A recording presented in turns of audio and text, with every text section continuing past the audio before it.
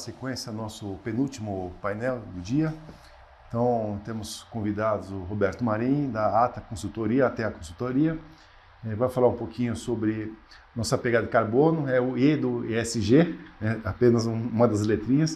O professor Oscar Malvesi, do IBGC e da Fundação Getúlio Vargas também, vai falar sobre o IVA, que a gente tanto fala, e eu vou falar no final sobre dividendos.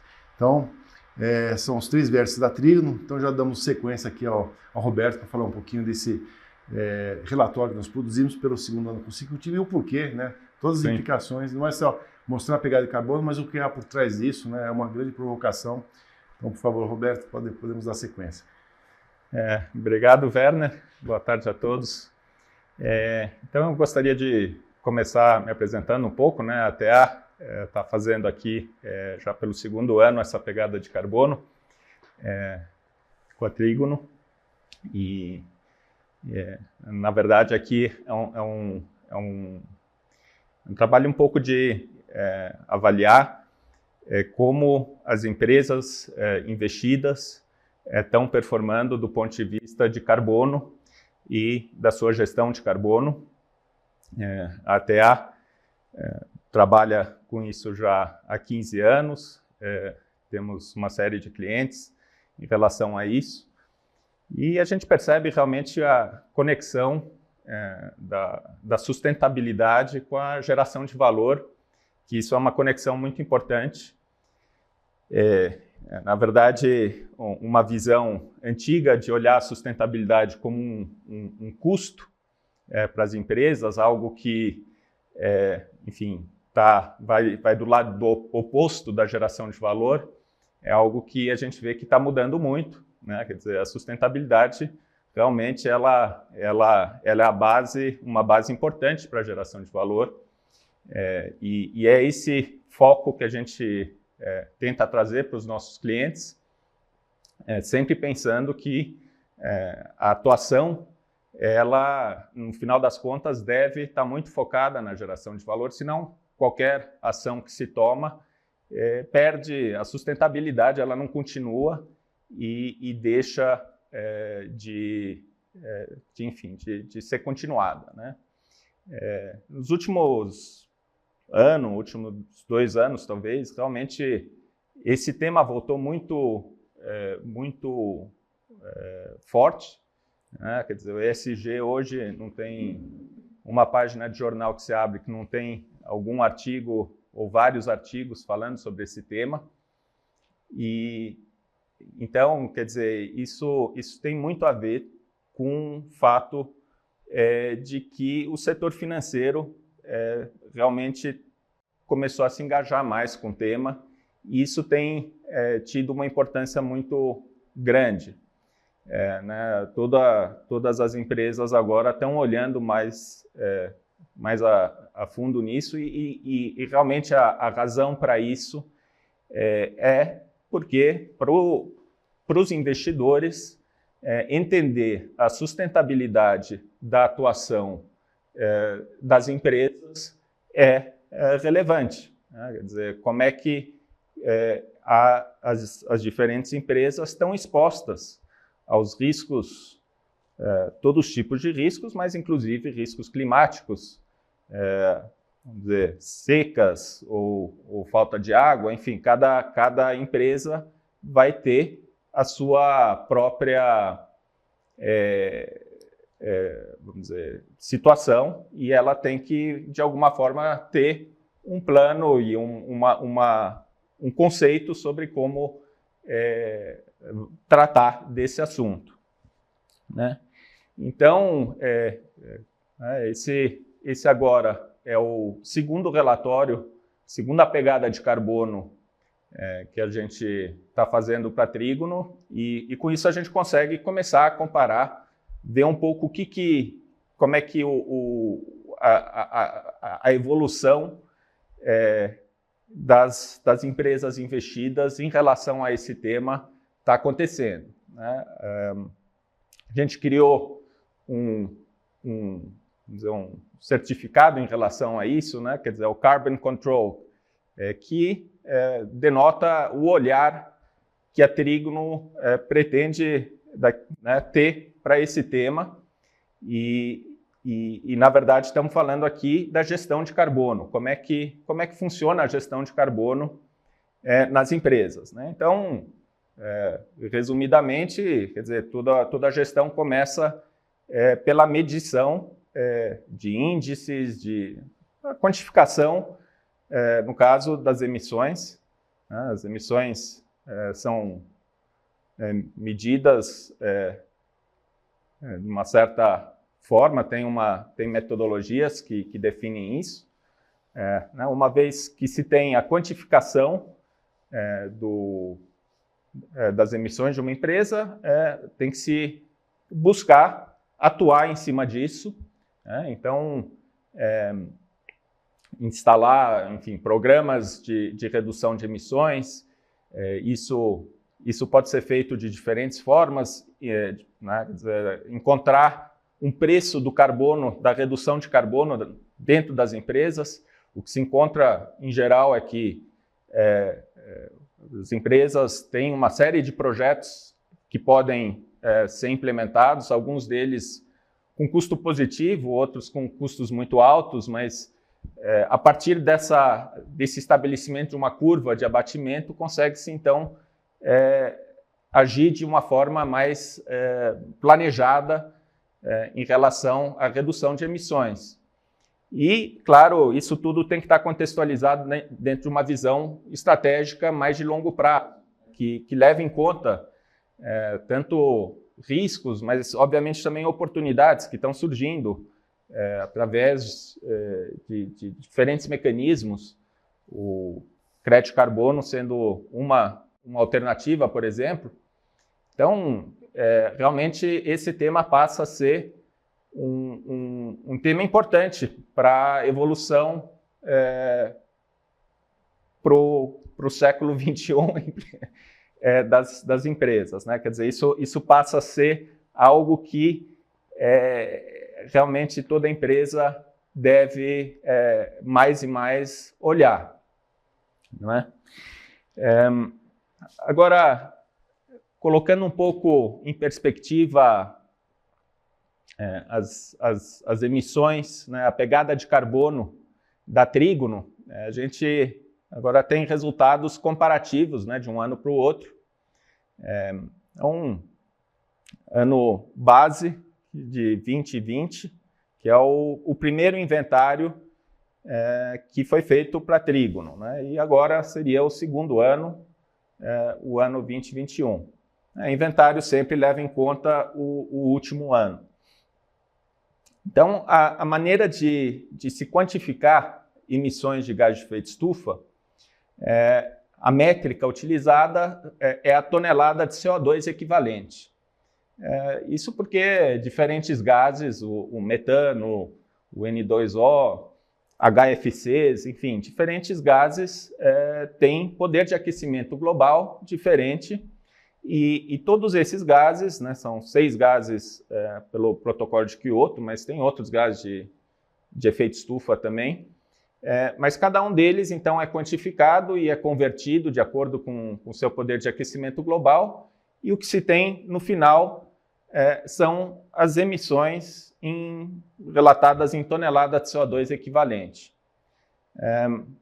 Eu não vou entrar muito nos detalhes, mas também, quer dizer, tem a questão dos diferentes escopos, né? Escopo 1, 2 e 3. Isso importa na gestão, de fato, nas empresas, né? Quer dizer, as emissões do escopo 1 e 2, né? As emissões do escopo 1 seriam as emissões diretas que acontecem na própria operação da empresa. Emissões do escopo 2 seriam emissões relacionadas ao consumo de energia elétrica ou energia térmica importada, e emissões do escopo 3 seriam outras emissões indiretas, né? Então, o que acontece? No setor financeiro, tradicionalmente, os inventários que foram feitos sempre incluíam escopos 1 e 2, que para o setor financeiro é realmente irrelevante, não são muito pequenos mesmo, mas escopo 3 é onde que realmente importa, né? Então, isso é muito importante levar em conta como é que essa gestão deve ser feita, porque cada indústria deve pôr foco lá onde eles podem, vamos dizer, ter um papel mais importante, né? Então, claramente, no setor financeiro é no escopo 3, é aqui que importa. Então, quer dizer, a primeira linha a gente já vê um grande aumento nas emissões, né? Quer dizer, partiu do ano base 2020, 48 mil toneladas de CO2 equivalente, hoje, né, o ano passado, melhor dizendo, partiu para quase 200 mil toneladas, né? Então, um aumento muito grande, mas isso, obviamente, tem a ver com o crescimento da gestora, mais do que qualquer outra coisa, mesmo porque na segunda linha a gente já vê as emissões né, por milhão investido. E aqui a gente vê uma redução nesse índice. Então, isso tem muito a ver com a terceira linha, que é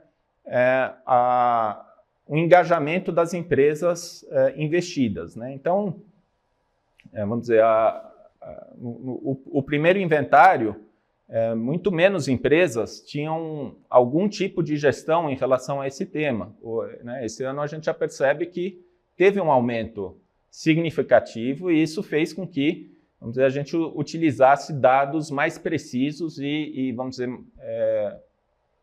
mais realistas. Então, isso melhorou a qualidade do inventário desse ano, né? E a gente torce para que, ano a ano, esse número vai sempre melhorando, né? Até, vamos dizer, todas as empresas terem uma boa... Deixa eu fazer um comentário aqui. Sim. Então, na realidade, não é só medir, né? Medir faz parte. Mas, na realidade, é muito mais provocativo. Empresas que não tinham controle, então a gente realmente forçou as empresas a buscarem.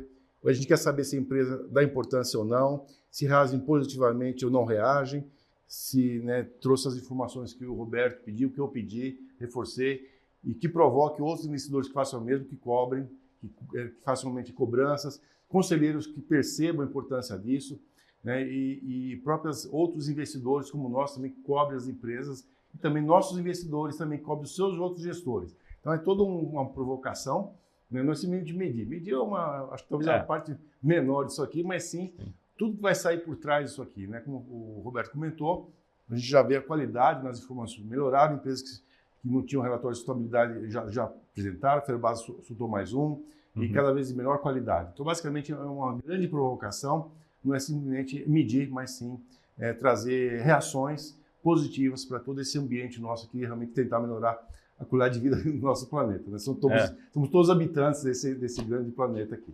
Exatamente. Isso realmente é um processo, né? Não é uma coisa assim que começa, bom, fiz meu inventário, pronto, acabou, é isso.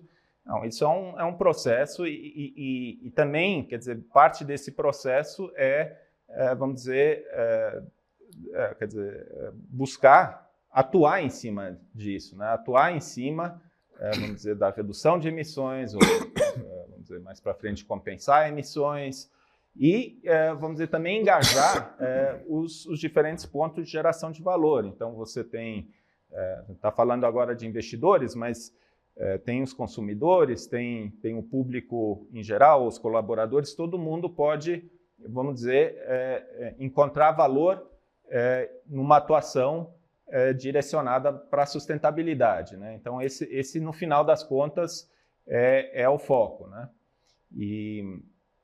Então, eu ainda queria fazer um comentário, né, em relação a como é que funciona a atribuição das emissões das empresas investidas, quer dizer, simplificadamente, quer dizer, o tamanho do investimento da Trigo nas diferentes investidas é o tamanho atribuído de emissões proporcional, né? Então, das empresas, né? Exatamente. Inclusive, Roberto, sim, só passar para o pessoal que não está muito perto da gente, esse relatório, que é o segundo, está disponível no nosso site. Tá? Quem olhar lá, procurar, tem todos os detalhes que a gente está passando resumidamente, mas tem todos os detalhes, né, que estão já desde o ano passado e agora até mais complexos, né, mais com mais conteúdo do que foi o primeiro. Perfeito, e dá para comparar, né? Os dois relatórios estão lá e aí dá para ir um pouco mais a fundo. E é verdade que o segundo relatório tem é mais aprofundado e a tendência é que isso seja, né, ano a ano sempre a qualidade vá melhorando, né? A gente consegue, vamos dizer, fazer algo mais completo. Até uma curiosidade, né? As duas empresas que se apresentaram agora, né, esse painel, são as com maior distribuição de emissão. Isso não é uma coisa ruim, negativa, né? Uma coisa relativamente seu negócio. Então, a empresa que emite uma Ferbasa, ela está muito bem na foto em relação às empresas chinesas, como eles mostraram aqui. Né? Exato. Então, assim, é alto negócio negativo. Não, a Tupi, mostrei aqui, ela está baixo risco, né, pela Morningstar. Então, o número absoluto não significa nada. Exato. O porquê desses números. Isso eu acho que é uma coisa muito importante quando a gente trata de sustentabilidade ou o uso de índices nesse ambiente, é que eles podem, muitas vezes, levar ao engano, se você olhar só o número cru. Quer dizer, você tem que contextualizar, realmente entender qualitativamente o que esses números querem dizer. Óbvio que uma fundição, por natureza, vai emitir muito mais do que outras empresas, vamos dizer que... Né? Um banco, por exemplo. Isso não quer dizer que necessariamente a forma de atuar seja pior. Pelo contrário, quer dizer, né, a gente acabou de ouvir bastante a Tupi e realmente tem um engajamento forte, ou a Ferbasa, em relação a esse tema. E os bancos, vamos dizer, passavam muito, os bancos grandes, né, às vezes passavam muito despercebidos, porque faziam algum programa em relação a esse tema, mas no final das contas estavam ajudando a financiar desmatamento na Amazônia, ou enfim, ajudando coisas que e agora realmente a gente percebe um movimento né, de mudança.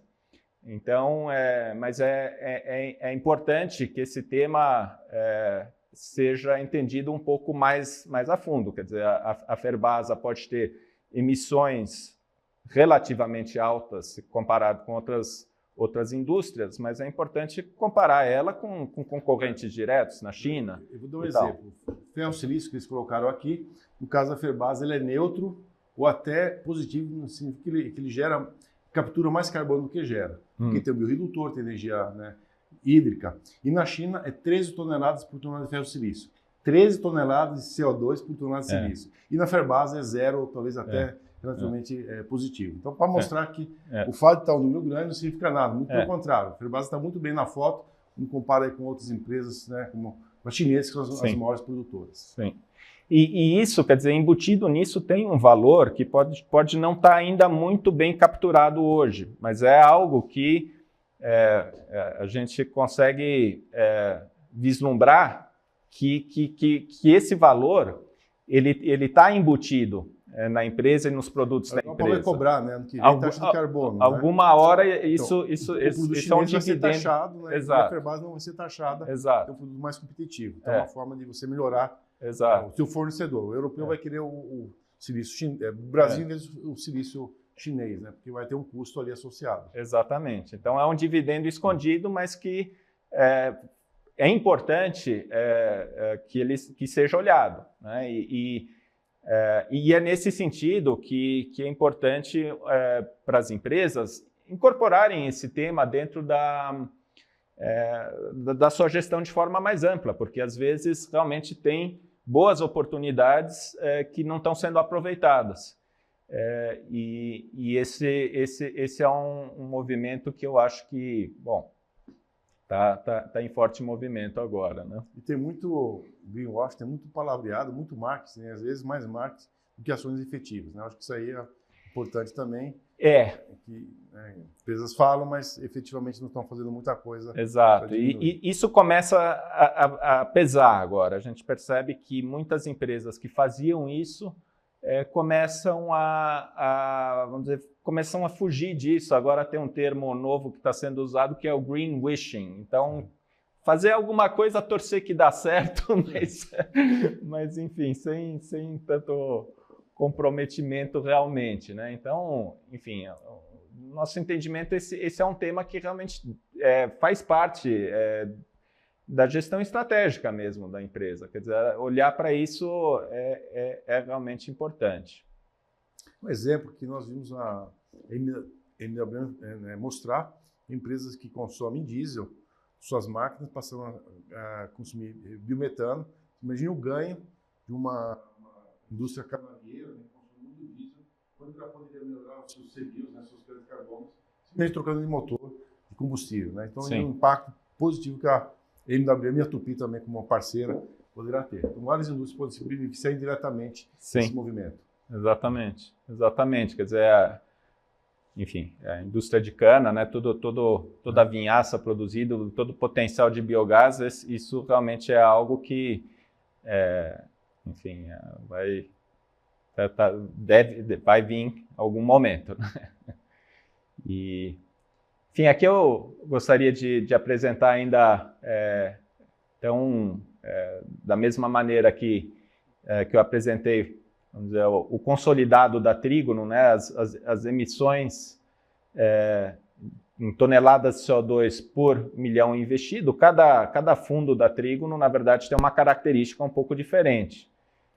Isso tem muito a ver com as empresas investidas mesmo. Né? Então, eu só posso fazer um comentário aqui. O Trígono, o 70, o PREV, né, você tem que dividir por 0,7, porque 30% digamos, renda fixa não é empresa, então ele está bem na foto. Tá, né? Então, okay. De 0,7, ele vai ficar... E agora eu destaco o Power FIA, né, que é o Power Yield, que de fato ele é o menor, né, por milhão investido, é o nosso fundo de energia. Então mostra que a nossa energia aqui, desse fundo, inclusive é o fundo mais, digamos, mais limpo em termos de emissões, né, se a gente fizer a comparação. Sim. Então, realmente fico feliz de ter esse resultado aqui. Não é de propósito, não, isso foi uma consequência. Né? Então, para a gente é muito útil essa informação também. Sim, muito bom. Muito bom. E na tabela, na esquerda, então ainda tem também, quer dizer, obviamente empresas têm emissões, mas parte dessas emissões, em geral, são emissões de origem fóssil, que quer dizer que, enfim, é o carvão ou o petróleo que saiu do subsolo e partiu para a atmosfera, né? Esse é o causador do problema. Mas tem as emissões renováveis, como, enfim, as emissões do etanol.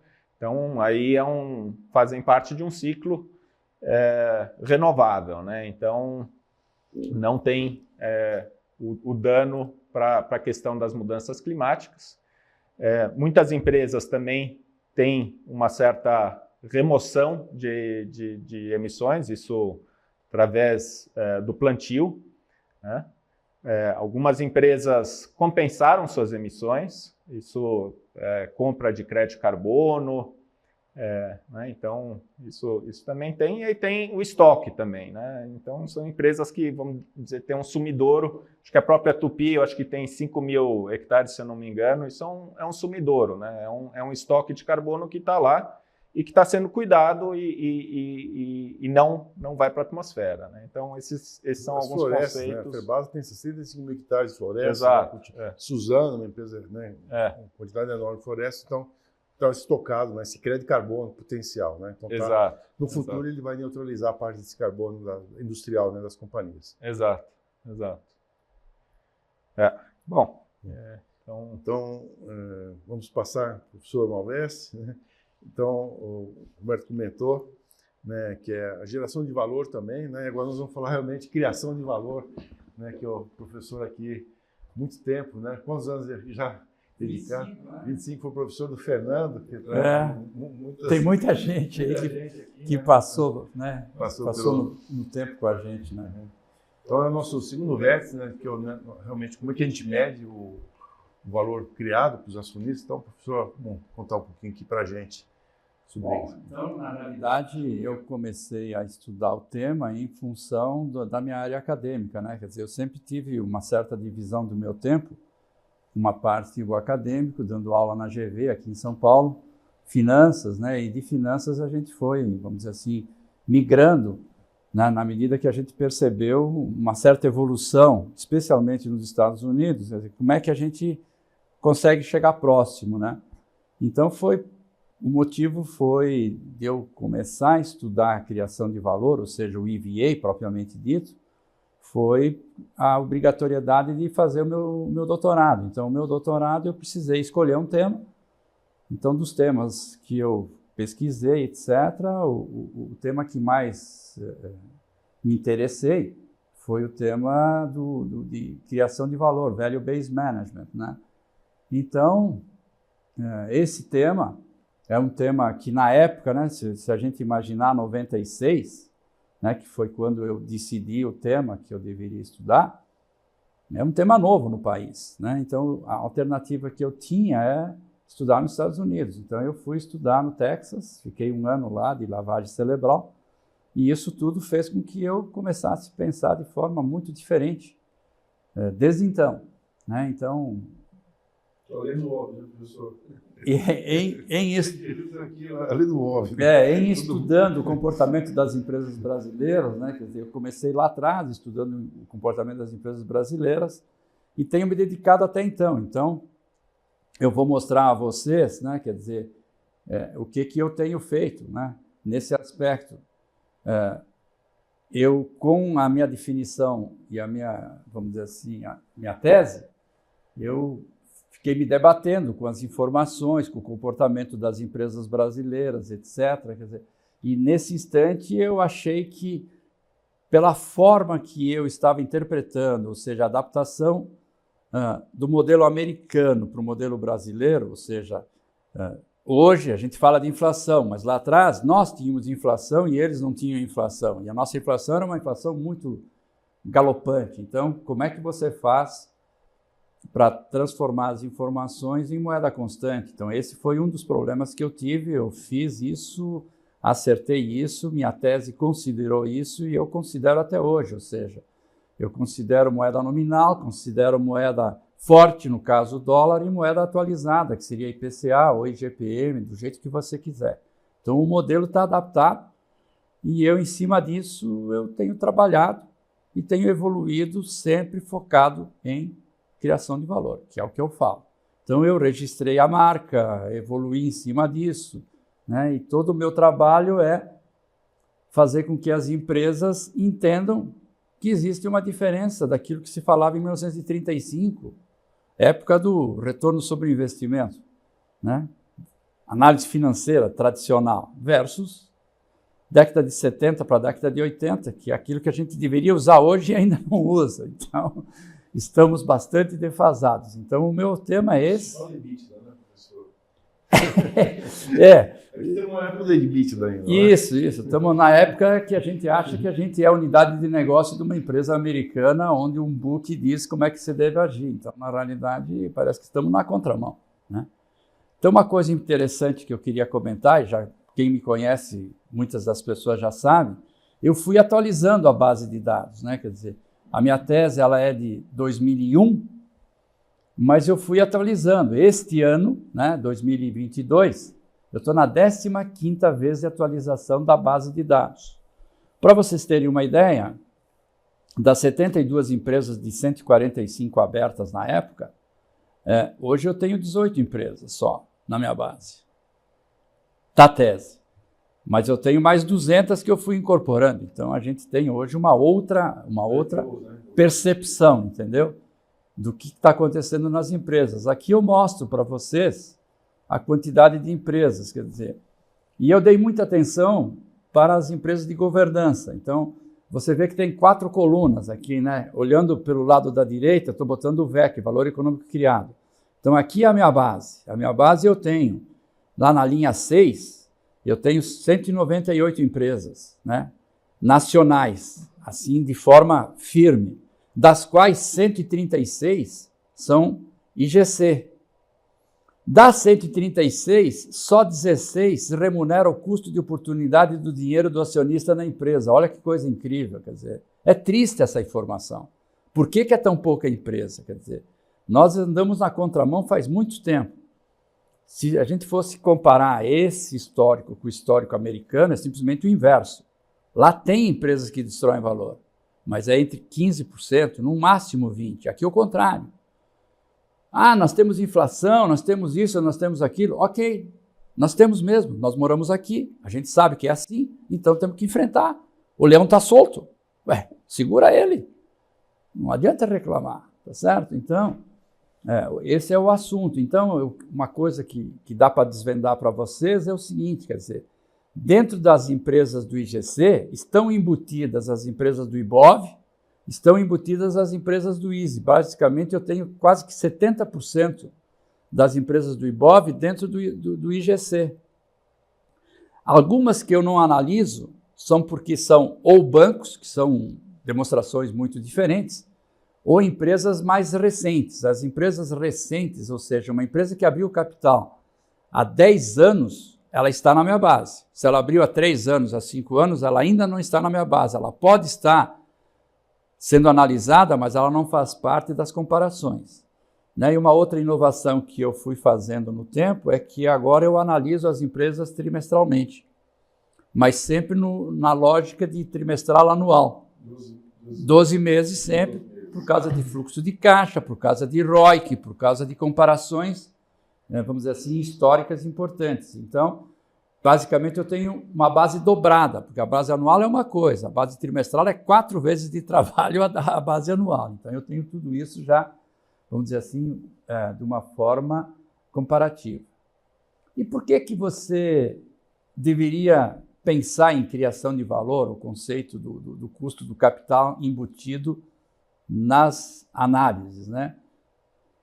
É que as demonstrações financeiras nunca se importaram sobre isso, né? Quer dizer, os princípios contábeis e as normas de contabilidade internacionais, elas desprezam o custo de oportunidade do acionista. Então, primeira coisa, elas desprezam.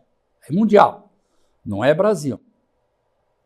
O fato de ter essa realidade traz com que muitas pessoas, muitas empresas, muitos empresários, muitos executivos, tá bom, já que as demonstrações são assim, vamos gerir desse jeito. E gerindo desse jeito, você está com informações encobertas, você está com informações que não são realidades. E eu venho falando isso, né? Já que eu atualizo a base há muito tempo, né? Eu venho atualizando isso e a nossa realidade é uma realidade difícil, né? Quer dizer, as empresas não têm bom desempenho, né? Elas não têm um retorno condizente ao custo do capital. O custo de capital é caro? É caro. Nós moramos no Brasil, né? Mas então nós temos oportunidade de ter melhores retornos. Então vamos atrás das oportunidades dos melhores retornos. É isso que o assunto nos eleva, né?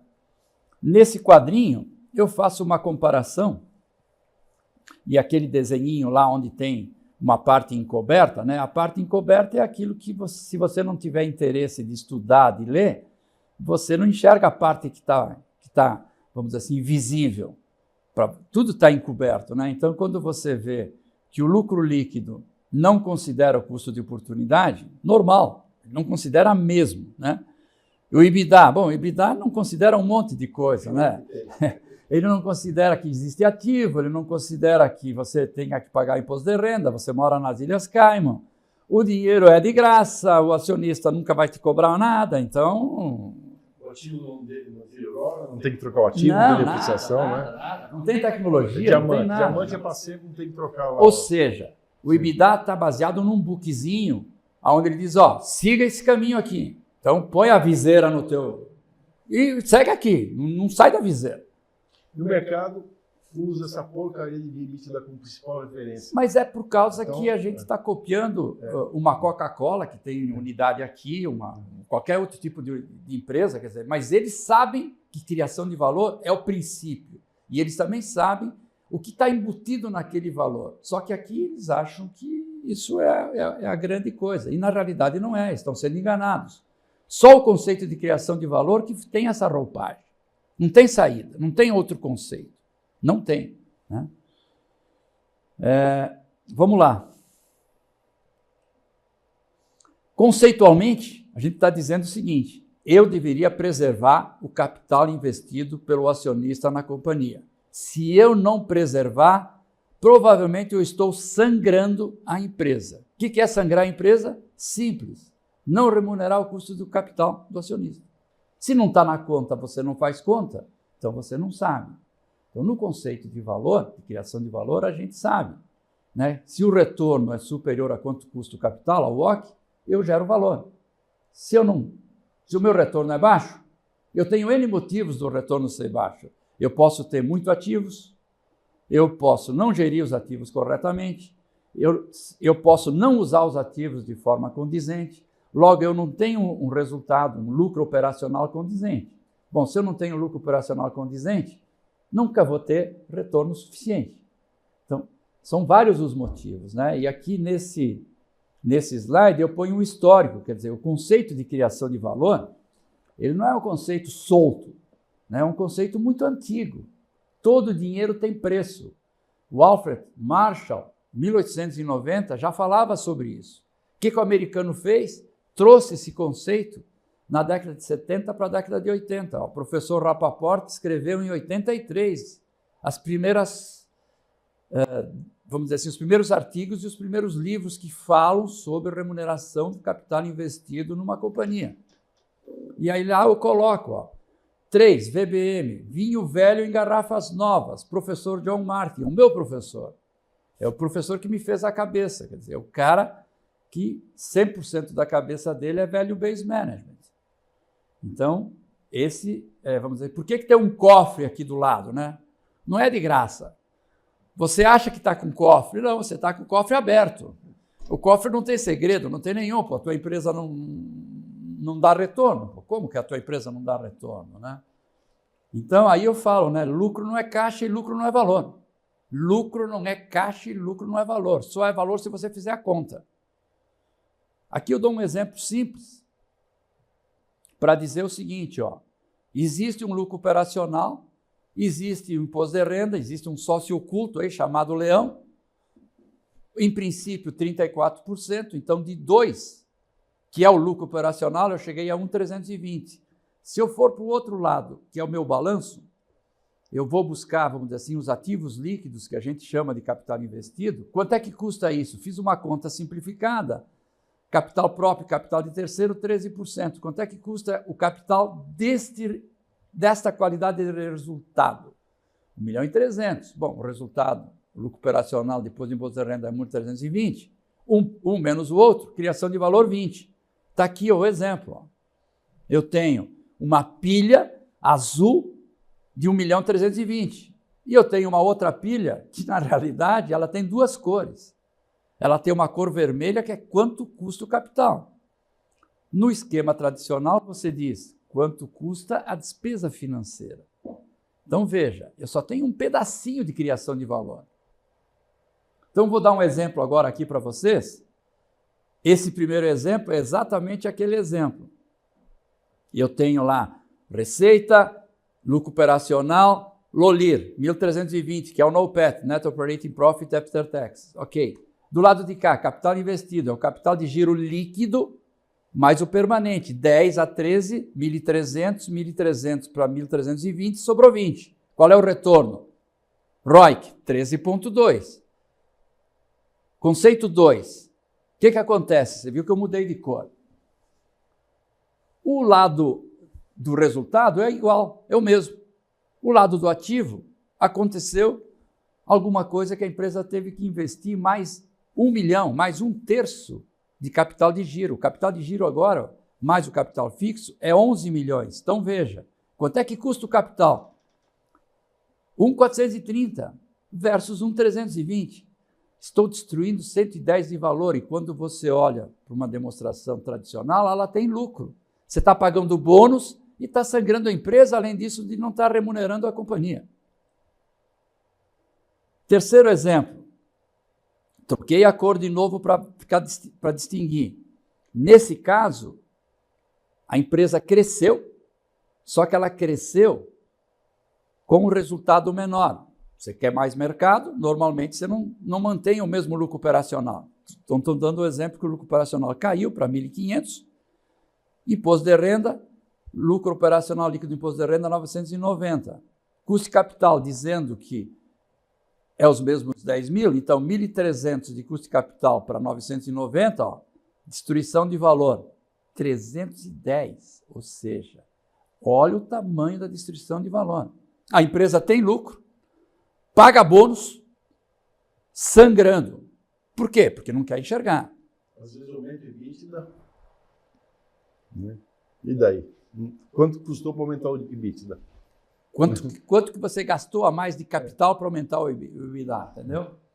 Então, moral da história, né? Quais os benefícios? O benefício mais importante é que uma empresa tem que ter valor de mercado. Como que uma empresa não tem valor de mercado? A minha última pesquisa de 2022, né, que ela é 2021, base 2021, 70% das empresas não conseguem ter valor de mercado superior ao patrimônio líquido. Como assim? Se esse é o maior objetivo.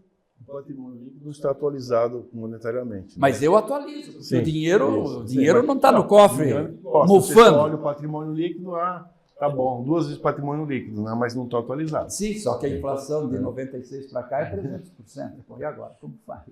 Fico quieto, achando que está tudo certo? Como assim? Como assim?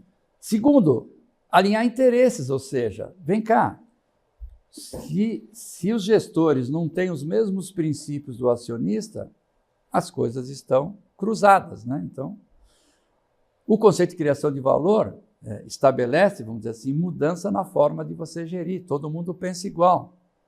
Vamos para frente, né? A empresa está aqui para dar retorno. Drivers é uma maneira de eu identificar melhor aquilo que está acontecendo na empresa. E é claro que eu tenho que ter uma arquitetura de informação que é o item 5. Ela não é uma informação que sai de qualquer jeito. Não, ela tem toda uma lógica, ela tem uma estrutura conceitual firme, né? E o sistema de remuneração deve preservar a empresa. Se ela preserva a empresa, ela preserva o dinheiro do acionista. Então isso é sustentabilidade econômica, né? Ou seja, se eu não tiver sustentabilidade econômica, eu estou sangrando a companhia. Aqui, eu fiz uma relação dos principais temas que eu tenho escrito, né? Quer dizer, o tema que eu comecei a escrever antes da minha tese, Brahma e Antártica. Por que 2 empresas com lucro, uma cria valor, a outra destrói valor? Virou Ambev, virou Embev, olha o tamanho, olha o que é essa empresa hoje. Segundo, Sadia. Sadia achou que sabia ganhar dinheiro fazendo aplicação financeira. Não, ela devia cuidar dos franguinhos dela. Perdeu a empresa. Eu falei isso pessoalmente, né, nas apresentações que eu estive lá. E aí depois vem BRF, escrevi sobre BRF. BRF, para vocês terem uma ideia, ela vale hoje menos do que valeu em 2009, ano da fusão. Como assim? Como assim? Né? Comparei com Lojas Renner. Lojas Renner é uma empresa que usa o conceito, é uma empresa que cria valor. Depois escrevi sobre Petrobras, né? Vou fazer poucos comentários sobre Petrobras, se vocês tiverem interesse, leiam o artigo, eles estão disponíveis, né, no site. Estão todos os artigos lá, ou seja, quanto que foi investido, né, de capex, de investimento que até hoje não se traduziu em nada, né? Quer dizer, enterrou dinheiro, quanto na Petrobras, está lá escrito no artigo. E eu tenho alguns livros também, livro no IBGC, está na 2ª edição, um livro de Project Finance na 4ª edição, onde a gente fala de criação de valor, de custos de capital. Vem mais um livro, professor. Sim, vem mais um livro em março e abril. Eu vou finalmente lançar o meu livro sobre o tema criação de valor. Então é um livro que, ao espelho dos livros americanos, mas de uma forma muito mais concisa. Por exemplo, um livro americano de 800 a 1000 páginas, o meu vai estar a 200 e poucas páginas. E não vou deixar de escrever o que o americano escreve com 1000 páginas, né? Então é um livro que vai ter conceitos, vai ter exemplos, vai falar das empresas brasileiras, vai ter um exemplo detalhado, 2 exemplos detalhados de empresas capital aberto. As empresas são aí que eu já escrevi, Lojas Renner e BRF, então vai estar lá bonitinho, tudo certinho. Então, tem bastante coisa, quer dizer, criação de valor é a forma da gente entender a saúde econômica das empresas. Não é assim? Você usa o conceito, a gente já falou antes de você abrir a Trígono, a gente já tinha falado sobre isso naquela... Meus ex-sócios não quiseram fazer lá. Teus ex-sócios não quiseram falar. A gente fez, né? Olha o resultado que você está tendo pelo fato de você estar tendo uma visão diferente do mercado. Então, agora, terminou, professor? Eu já quero mostrar agora. Então, o que dá dinheiro na Bolsa? Né? O que gera valor, né? O que evita problemas, questões ambientais, né? Gera valor também, investimento em meio ambiente gera valor. Agora vamos ver como é que se ganha dinheiro na Bolsa. Então, não sei se dá para projetar aqui na tela, né? O pessoal aqui da produção, que eu gostaria de, se possível, comentar aqui. Então, dividendos. Dividendos é o que gera valor, retorno, e vou mostrar. Né? Então, não é só falar. Então, um dos nossos 3 vértices, né? A questão da sustentabilidade, questão da criação de valor. O professor demonstrou aqui, né, com muita propriedade, inclusive em ambiente de inflação. Então, está aqui, né? Questão de investimento sustentável, o IVA ou VEC, né? E os dividendos. Então, isso aqui que gera valor para a companhia a longo prazo. Logicamente, você tem algumas exceções, mas no longo prazo, esse é o principal fator. Então, pegamos Jeremy Siegel, né, professor de Wharton. Recomendo fortemente esse livro. Se fosse recomendar um livro só, recomendaria. O segundo livro é Peter Bernstein, Desafio aos Deuses. Inclusive, quem fez a introdução, chama prefácio, eram amigos, né? O professor Bernstein já faleceu, mas escreveram várias coisas juntas, então são os 2 livros que eu recomendo. Estados Unidos, mercado mais eficiente, mais estudado, mais arbitrado, quintilos por dividendos, né? Empresas que tiveram maior retorno nesse período aqui de 57 a 2012.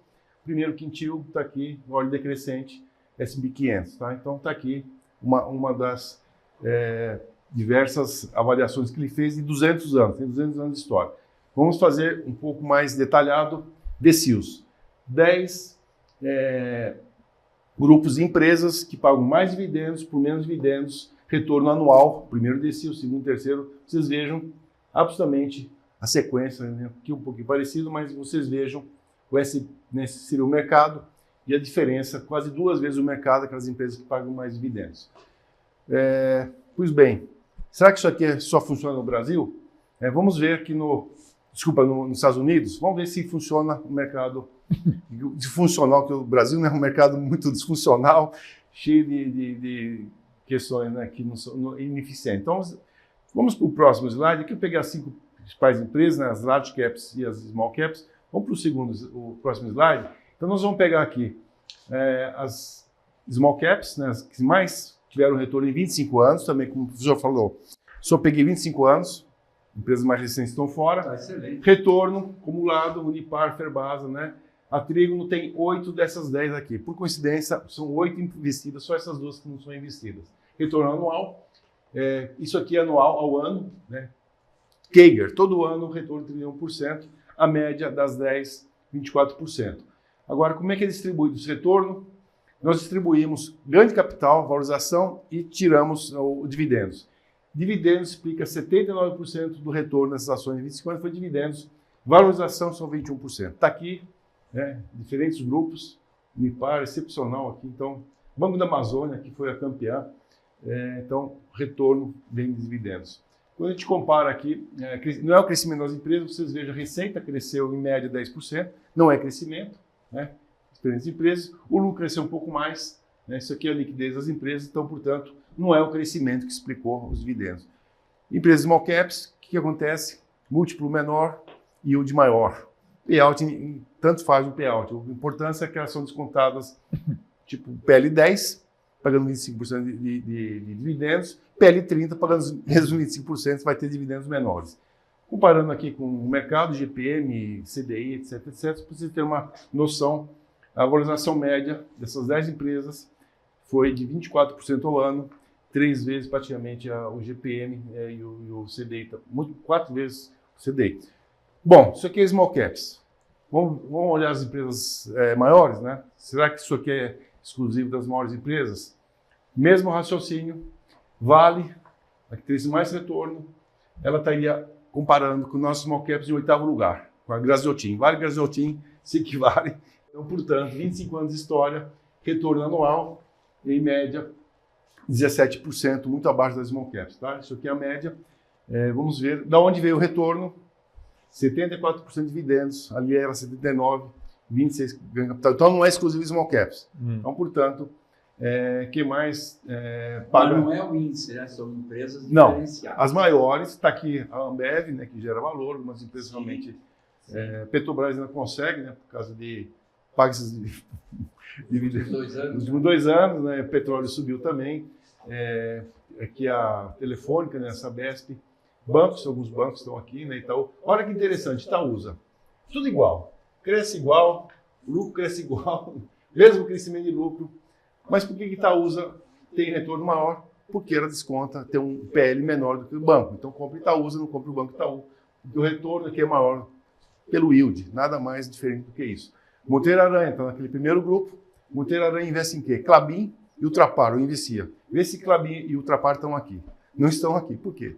Porque a Monteiro Aranha negociava com PL 6, 7, 8 vezes, Ultra com 30 vezes, Klabin com 15, 20 vezes, portanto, os dividendos que a Monteiro Aranha recebia, ela distribui, mas vocês vejam a diferença pela questão dos múltiplos, né? Então, os mesmos indicadores aqui, né? Portanto, isso explica o retorno, são os dividendos. Aqui, lá fora, na Europa, em qualquer lugar. Próximo slide. Bom, outro exemplo, índice S&P, né, que pagam dividendos e que não pagam dividendos. Vejam, a partir de $10 mil, né, em 1960, isso aqui foi produzido pela Hartford, né, e Morningstar juntas, fizeram esse estudo. Vocês vejam o poder dos dividendos reinvestidos. Aqui você pegou só ganho de capital, gastou o dinheiro, não investiu. Você pegou esse mesmo dividendos e reinvestiu. Olha a diferença aqui, partindo do reinvestimento dos dividendos. Tá? Então, mais um estudo que está na mesma linha. Próximo slide. Aqui, empresas que, S&P 500, que pagam dividendos e crescem dividendos. Né? Então, existem empresas que reduziram dividendos, cortaram dividendos, as que não pagam, as que não mudaram a política de dividendos e as que aumentaram os seus dividendos pelo payout, maior payout. Então, vocês vejam.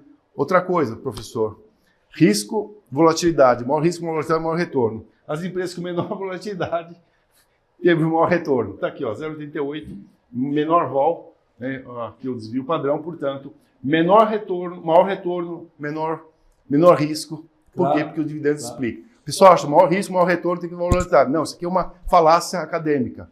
Está aqui provado e tem vários estudos que vão no mesmo sentido. Menor beta, maior retorno e não é maior retorno, maior risco. Portanto, dividendos explicam. Outra coisa, né? Você tem títulos de longo prazo que, no máximo, 5%, ou seja, você tem a renda variável dando de retorno no mínimo o dobro que você teria com o título. Estados Unidos, investimentos em bolsa, retorno de 6,6% acima da inflação em qualquer período que você pegar. 100 anos, 50 anos, 70 anos, retorno muito acima da inflação. Nos Estados Unidos, mercado eficiente, tá? Com todos os problemas que tivemos. Próximo slide, por favor. Aqui um outro estudo, também da Hartford, de novo, partindo do capital X, acumulando, né, o ganho aqui de capital. Mesma coisa, mas de uma forma diferente, de uma forma gráfica diferente. Então, dividendos está aqui. Quem paga dividendos e cresce dividendos, Unipar, Ferbasa, aquelas outras empresas, explica. Próximo slide. Interessante, aqui é outra fonte, é o RBC, né, o Banco Royal Bank of Canada, da gestora. Então, outro estudo, outra fonte, vejam o resultado. Qual é o período aqui? 36, mais recente, né, 36, 21. Vocês vejam exatamente a mesma resultado. Outra fonte, outro período, não paga dividendos, o que paga e aumenta os dividendos. Eles sabem fazer estudos, né? Pô, tem estudo de quanto é jeito. Você pega lá. É consistente, É consistente. Antes de 29, depois de 29, o cara que entrou no pior momento. Cara, tudo tem. Próximo slide. Né? É consistente. Aqui, Nordbank, isso aqui é público. Pegamos no relatório anual deles, né, junto com o Morgan Stanley. O Nordbank contratou o Morgan Stanley para fazer um estudo, a gente tem, está público. Quem quiser olhar, está aqui a fonte. Eles me entregaram esse estudo aqui, tá? Que eu tenho em papel, mas isso aqui é público. Então, avaliaram em 20 anos quais os fatores que determinam global, no mundo inteiro, o retorno das ações. Novamente, crescimento de dividendos e ganho de capital em 20 anos. Né? Logicamente, quanto mais recente o período, o efeito de dividendos é menor. 20 anos, isso aqui é world, isso aqui é mundo, não é Brasil, todos os países, né, de acordo com o Morgan Stanley, encomendado pelo Nordbank. Está aqui mais uma prova que os dividendos que dão retorno a longo prazo. Então não é uma falácia, não é que o Werner está inventando coisa aqui para justificar, é o que nós acreditamos. Então, vocês têm mais algum slide? Então, quem quiser pesquisar, aqui está aqui, ele escreveu, está em inglês, não, pode seguir. Então, outro estudo, Barclays, né, é o banco inglês, 114 anos de história. Se você investiu $100 lá atrás, em 114 anos, está aqui, corrigido pela inflação, sem dividendos, o teu retorno seria 91 libras, tá? Em 100 e tantos anos. Se você pegasse os dividendos e reinvestisse no mesmo período, você teria 28 mil libras, e aqui só 90 libras a mais. Então, estudo aqui do Barclays, né? Então, está em inglês, depois eu acho que está traduzido aqui. Então, de novo, outra mensagem, dividendos que vai trazer o retorno no longo prazo. Logicamente, tem que gerar valor, se não gerar valor, não vai ter dividendos para pagar. Se tiver problema ambiental, vai gastar dinheiro com o seu ambiente. Próximo slide. Então, aqui já traduzido, né, para quem não domina inglês, então basicamente a tradução em relação a esses comentários. E era isso que eu tinha para mostrar, né? Então, temos aí um pouco de tempo ainda para discutir. Então, temos aí alguns minutos aí para discutir. Veja a importância, né? Quer dizer, se fala muita coisa e muita coisa que sem fundamento, né? Então, você viu que você buscou vários estudos de várias fontes e todos eles canalizam para uma resposta muito próxima. Por quê? Porque as pessoas fazem trabalhos sérios, né? Quer dizer, as pessoas estudam, as pessoas vão atrás dos valores, dos números, da comparação, da série histórica. Quer dizer, nada é do trimestre. Pô. Que história do trimestre? Pô? Se eu invisto numa máquina para 5, 10 anos, o que tem a ver o trimestre? O trimestre tem a ver com o operacional, não tem a ver com os resultados da companhia propriamente, né? Quer dizer, é a visão do curto e o longo prazo. Quer dizer, se fala a longo prazo, né? E a gente precisa falar a longo prazo. O investimento é longo prazo. Agora, professor, sabe o que acontece? Quantas empresas geram valor aqui no Brasil? Não é isso. As melhores empresas de governança. 16 de 130. Então, olha a nossa dificuldade. Sim. Então, eu já elimino do nosso repertório de investimento JBS, Vale, né, Taurus, outras empresas, Braskem, nem entra na nossa análise, por questões ambientais, de governança. Sim. Então, se não importa, está barato. Para nós está barato, mas já não entra no nosso universo de investimentos. Tá? Então, nós eliminamos. Empresas que destroem valor, mesma coisa. Então, eu já começo a tirar aquelas empresas, pode ter muita EBITDA, só que com muita aquisição, tem empresa que faz muita aquisição. Muito capital. Né, um capital, quer dizer, 90% das aquisições. Também o professor Joe Stern, ele mostrou, já na década de 70, né, 90% das aquisições, como aparentemente BR Foods agora se tornou um caso, né, no início foi bom, mas depois já destruiu. 90% das empresas, ao fazerem aquisições, destroem capital, destroem valor. Né, gasta muito dinheiro, não tem sinergia esperada, choque de cultura, né, acaba perdendo o mercado. Então, as aquisições, que foi lá nos Estados Unidos, acho que foi o WorldCom, aquela empresa de energia, como chama, famosa lá. Enron. Era um monte de aquisição, uma questão contábil que ninguém entendia o que estava acontecendo. Né? Sim. Realmente, aquisições são bastante destrutivas. Sim. E não geram valor, porque o capital custa caro. E você faz contas muito simples, né, nas aquisições, né? Virou moeda, né? Múltiplos, né? Múltiplo de EBITDA, múltiplo de receita, múltiplo daquilo que, né? Então, tanto que agora, né? Quer dizer, com essa história das fintechs, etc., né? O que é o múltiplo? É qualquer coisa que o cara quer, né? E tanto que estão voltando atrás, quer dizer, a empresa tem que gerar caixa, gente do céu. 60% dos IPOs, 80% é para fazer aquisição, né? Não é assim. Melhor eficiência. Não. O cara fez a IPO, né? Você comprando, valoriza 30% porque falou que vai fazer aquisição. Né? Sendo que as aquisições não dão certo no mundo. 80% dos IPOs que aconteceu, hoje vale nem metade, às vezes 10% do que foi o valor. É impressionante, é impressionante. O que acontece? Briga, tapa, e tem que ser amigo do banqueiro, amigo do assessor.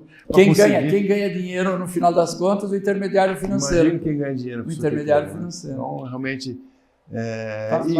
E dividendos, né, é uma conta simples, não tem muita...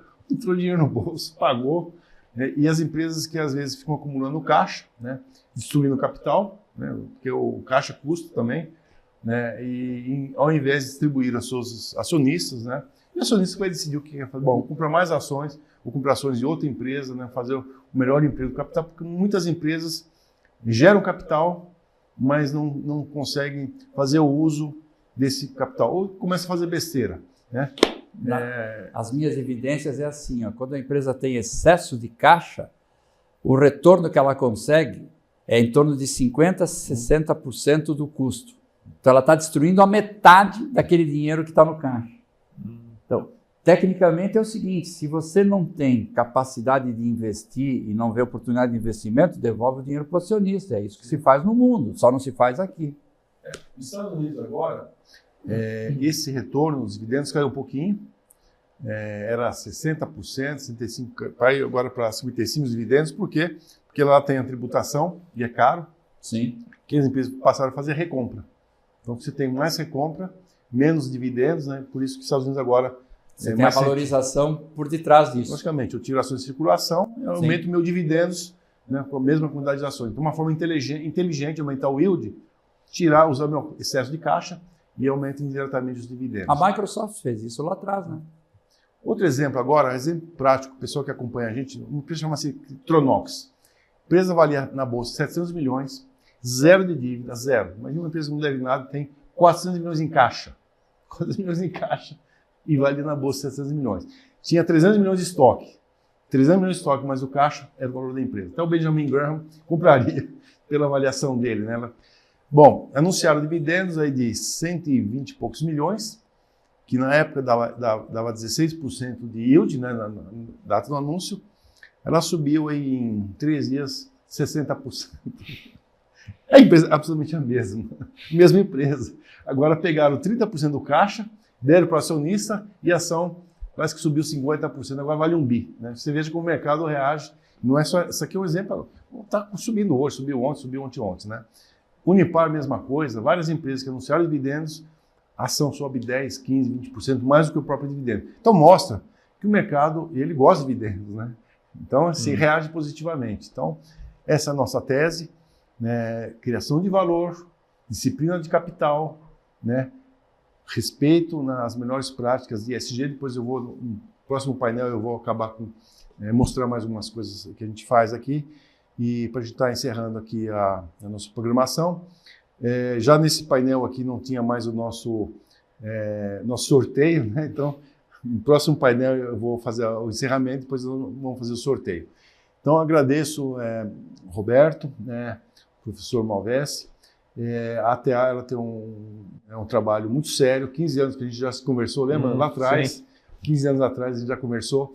Minha ex-gestora na Victoire, chama-se Victoire Finance Capital, no início, ela era controlada por um grupo inglês chamado Syndicaton. O que fazia o Syndicaton? O pessoal que era da Nomura, né, os japoneses e alguns britânicos, eles eram gestores de crédito de carbono, fundos de crédito de carbono, lá atrás. Eram 3 investidores, acho que era Citibank, acho que Black River, que acho que era da Cargill, tinha mais um investidor, que a Syndicaton já fazia esse negócio. Quando a gente conversou lá atrás, né, Roberto, lembra? Nós almoçamos, falando, então não é uma coisa nova. Se Deus quiser, ano que vem, nós vamos ter um relatório ainda mais completo. Né? Eu não sei se a ATA faz também avaliação de consumo de água, consumo energético, a questão de gestão de resíduos. Né? Então, nós vamos incorporar, ano a ano, essas práticas. E para a ATA, também aquelas empresas onde vocês avaliaram, né? De repente, possa se tornar um cliente, né? Ajudar as empresas. E para nós, seria muito positivo. Né? Se vocês ajudarem essas nossas empresas investidas, nós só temos a ganhar com isso também. E os investidores também estão conosco. Né? E também, professor, a gente recomenda, fala do VEC, do EVA, agora são muito resistentes. Né? Os executivos, quando falam em EVA, pelo amor de Deus, né? Vai mostrar mais, o bônus não é mais difícil, vai ficar mais difícil. E o IBGC recomenda, né, a geração de valor como uma ferramenta de gestão, que na realidade é uma ferramenta de gestão, a gente usa para valuation e também para remuneração dos executivos, né, que um dos méritos é isso, remunerar criação de valor pelos executivos e pelos conselheiros também, né? Com certeza. Então, obrigado a todos, né, pela presença. Muito obrigado. Mais uma vinheta aqui até que a gente vai para o encerramento final. Então, muito obrigado a todos pela audiência. Até. Obrigado.